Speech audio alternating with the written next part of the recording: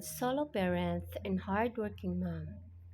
Many foreigners believe that their love lives are just casual, easy, and free of baggage. But the moment they cross paths with a single Filipino mom, share her bed, feel her warmth, experience her loyalty, they end up with a serious romantic relapse. Yes, the kind of relapse that pulls them right back into love, commitment, and even obsession. Because a single Filipino mom is not like anyone else you've ever met. She carries passion, tenderness, strength, and a unique understanding of love that reshapes what a foreign man thought relationships were supposed to be. Foreigners often convenience themselves. This is just casual. She is probably just looking for money. I won't get attached. But after spending the night with a single Filipino mom, something happens. It isn't just physical, her embrace is different. It's a mix of intimacy and genuine care. She doesn't just roll over and sleep. She checks if you are comfortable, if you've eaten, if you're okay.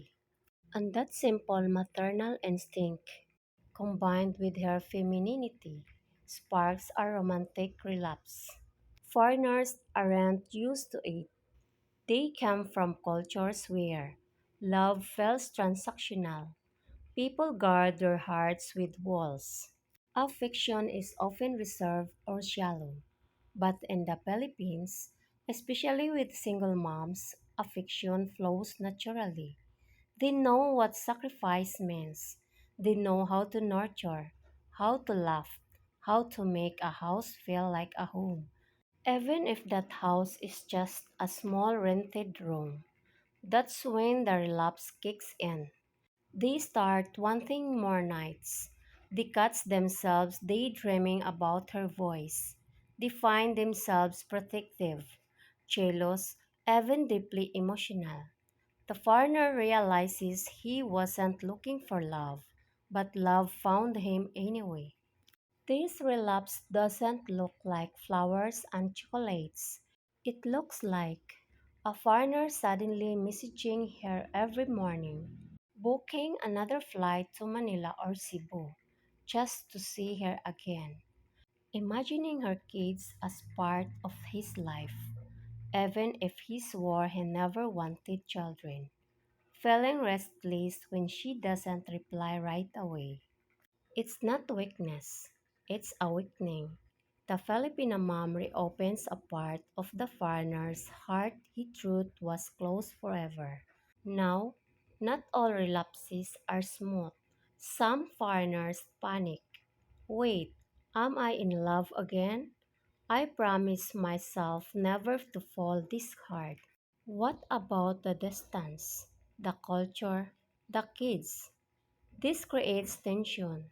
Some run away, ghost here, or try to convenience themselves it was just physical. The more they run, the harder they relapse later. Because the memory of her, the softness of her touch, the laughter at midnight, the way she made him feel like a man again haunts him. Single Filipino moms don't play games. They don't have time for drama. Their love is rooted in real life. That's why when a foreigner falls, he falls deep. She brings warmth into his cold, logical world. She proves that intimacy can be genuine. She teaches him that family is not a burden, it's love multiplied. This is why so many foreigners have confessed. After sleeping with her, I couldn't go back to my old life. I wanted more. I needed more.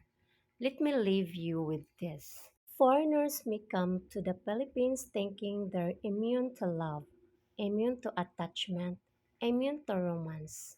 But one night with a single Filipino mom often becomes more than a night. It becomes the start of a relapse that turns into a full blown love story.